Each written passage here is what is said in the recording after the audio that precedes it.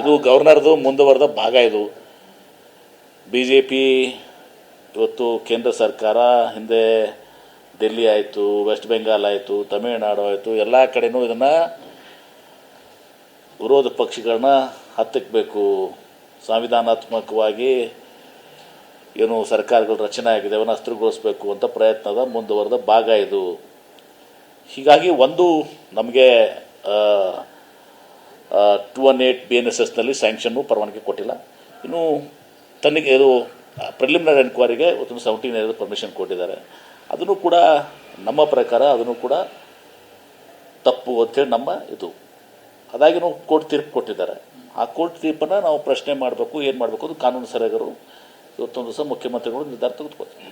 ಇದೇ ಮಾದರಿ ಹಲವು ಕೇಸ್ಗಳನ್ನ ರಾಜ್ಯಪಾಲರು ಮುಂದಿಟ್ಕೊಂಡು ಕೂತಿದ್ದಾರೆ. ಬೇರೆ ಬೇರೆ ಕೇಸ್ಗಳಲ್ಲಿ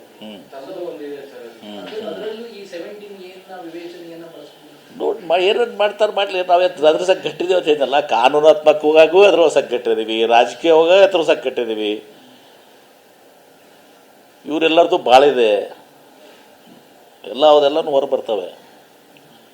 ಆಮೇಲೆ ಒಂದು ನೀವು ಅರ್ಥ ಮಾಡ್ಕೊಳ್ತಲ್ಲ, ಇವತ್ತು ಕುಮಾರಸ್ವಾಮಿಯವರ ಕೇಸ್ನಲ್ಲಿ ಪ್ರಾಥಮಿಕ ತನಿಖೆ ಆಗಿ ಸ್ಯಾಂಕ್ಷನ್ಗೆ ಬರ್ತಿದ್ದಾರೆ. ಅಲ್ಲಿ 218 ನಾಟ್ 17A 17A ಮುಗಿದೋಗಿದೆ. ಅಲ್ಲಿ 218 BNSSನಲ್ಲಿ ಕುಮಾರಸ್ವಾಮಿಯವ್ರ ಕೇಸ್ನಲ್ಲಿ, ಜೊಲ್ಲೆಯವ್ರ ಕೇಸ್ನಲ್ಲಿ, ನಿರಾಣಿಯವ್ರ ಕೇಸ್ನಲ್ಲಿ, ಆಮೇಲೆ ಇನ್ನೊಬ್ರು ಯಾರು ಜನಾರ್ದನ್ ರೆಡ್ಡಿ ಕೇಸ್ನಲ್ಲಿ ಅಲ್ಲಿ ಗವರ್ನರ್ ಅವ್ರಿಗೆ ಇದು ಮಾಡಬೇಕಂತ ಬರಲಿಲ್ಲ. ಅಂದರೆ ಸ್ಯಾಂಕ್ಷನ್ ಕೊಡಬೇಕು, ಪ್ರಾಸಿಕ್ಯೂಷನ್ ಕೊಡಬೇಕು ಅಂತೇಳಿ ಇಲ್ಲಿ ಪ್ರಯತ್ನ ಮಾಡಿದ್ರೆ ಅದು ಆಗಿಲ್ಲ. ಸ್ಯಾಂಕ್ಷನ್ನು ಮತ್ತು 218 ಇದನ್ನು ಎತ್ತಿ ಹಿಡಿದಿಲ್ಲ. ಫುಲ್ ರೆಸ್ಟ್ರಿಕ್ಟೆಡ್ ಟು 17A ಆಗಿದೆ. ಎದುರಿಸ್ತೀವಿ ಅದನ್ನು ಕೂಡ. ಯಾಕೆ ಕೊಡಬೇಕು? ಎದಕ್ಕೆ ಕೊಡಿಸಿ? ಫಸ್ಟು ಕುಮಾರಸ್ವಾಮಿ ಅವ್ರು ಕೊಡಿಸಿ, ಆಮೇಲೆ ನಾವು ವಿಚಾರ ಮಾಡ್ತೀವಿ. ಕರೆ ನೈತಿಕತೆ ನೋಡಿ, 17A ಪ್ರಿಲಿಮಿನರಿ ಎನ್ಕ್ವೈರಿನೇ ಆಗಿಲ್ಲ. ಅದು ಸರಿಯೋ ತಪ್ಪೋ ಏನೋ ಅದ್ರ ಕೂಡ ಅದ್ರ ಬಗ್ಗೆ ನಾವು ಕಾನೂನು ಸಲಹೆ ತೊಗೊಂಡ್ಕೊಂಡು ಮುಂದೆ ನಿರ್ಧಾರ ಮಾಡ್ತೀವಿ.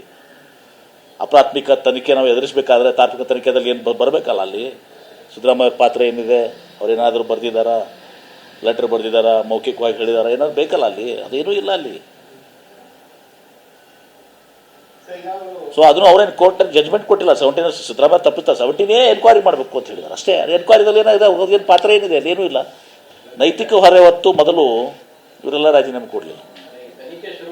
ಯಡಿಯೂರಪ್ಪನವರು ಬೇಲ್ ಮೇಲಿದ್ದಾರೆ ಏನ್ರಿ, ಬೇರೆಯವರೆಲ್ಲ ಬೇಲ್ ಮೇಲೆ. ಇಲ್ಲಿ ಒಂದು ಕೇಟ್ನಾಗಿದ್ದಾರೆ, ಸುಪ್ರೀಂ ಕೋರ್ಟ್ನಾಗ ಇನ್ನೊಂದು ಕೇಸ್ನಾಗೂ ಬೇಲಿದ್ದಾರೆ.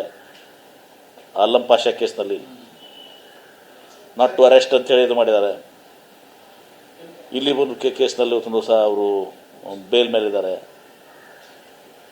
ನಮ್ಮ ಇಲ್ಲಿ ಪ್ರಾಥಮಿಕ ತನಿಖೆನೇ ಆಗಿಲ್ಲ. ಪ್ರಾಥಮಿಕ ತನಿಖೆ ಆದರೂ ಕೂಡ ಅದರಲ್ಲಿ ಏನೂ ಕೂಡ ಇವರ ಪಾತ್ರ ಬರೋದು. ಯಾರಿಗಾರ ಲೆಟರ್ ಬರ್ತಿದ್ದಾರಾ, ಡೈರೆಕ್ಷನ್ ಕೊಟ್ಟಿದ್ದಾರಾ, ಏನಾದ್ರು ಬೇಕಾಗುತ್ತೆ 17Aದಾಗ ಟು ಪ್ರೂವ್ ಇಟ್. ಎಲ್ಲರೂ ಕುಡ್ ಮಾಡಿದಾರಪ್ಪ ಅಂತ ಅಂಥದ್ದು ಯಾವುದೂ ಇಲ್ಲ. ಯಾರಿಗೆ ನೈತಿಕ? ಕುಮಾರಸ್ವಾಮಿ ನೈತಿಕ ಇಲ್ವಾ ಹಾಗಾದ್ರೆ? ಅಲ್ಲಲ್ಲ ನೋಡಿ, ಕುಮಾರಸ್ವಾಮಿ ಅವ್ರದ್ದು ಪ್ರಾಥಮಿಕ ತನಿಖೆ ಹಾಕಿ ಹೋಗಿದೆ, ಆದರೂ ಅವರು ಮುಂದುವರೆದಿದ್ದಾರೆ. ಅದನ್ನು ಪ್ರಾಸಿಕ್ಯೂಷನ್ ಕೊಡೋಕ್ಕೆ ಆಗಲಿಲ್ಲ ನಿಮ್ಮ ಗವರ್ನರ್ ಅವ್ರಿಗೆ, ನಮ್ಮ ಗವರ್ನರ್ ಅವರಿಗೆ, ರಾಜ್ಯದ ಗವರ್ನರ್ ಅವರಿಗೆ. ಅಲ್ಲಿ ಅಲ್ಲಿ ಅಲ್ಲ, ನೀವು ಸಿಲೆಕ್ಟಿವ್ ಆಗಿ ನೈತಿಕ ಇದು ಕೇಳ್ತಾ ಇದ್ದೀರಿ. ಬಿಡಿ ನೋಡಿ, ಕೇಜ್ರಿವಾಲ್ ಏನಾಯ್ತು, ಏನಾಯ್ತು?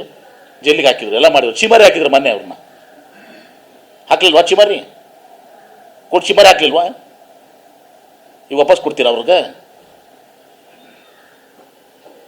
ನೈತಿಕವನ್ನು ಎಷ್ಟು ಪ್ರಶ್ನೆಯಲ್ಲಿ ಬರ್ತದೆ. ಅವು ಬರಲಿ, ಅದು ಪ್ರಾಥಮಿಕ ತನಿಖೆ ಆಗಿ ಸಿದ್ದರಾಮಯ್ಯನವ್ರು ತಪ್ಪು ಬಂದಾಗ ಅದು ನೋಡೋಣ ಅಂತ ಹೇಳ್ತಾನೆ ಅವಾಗ.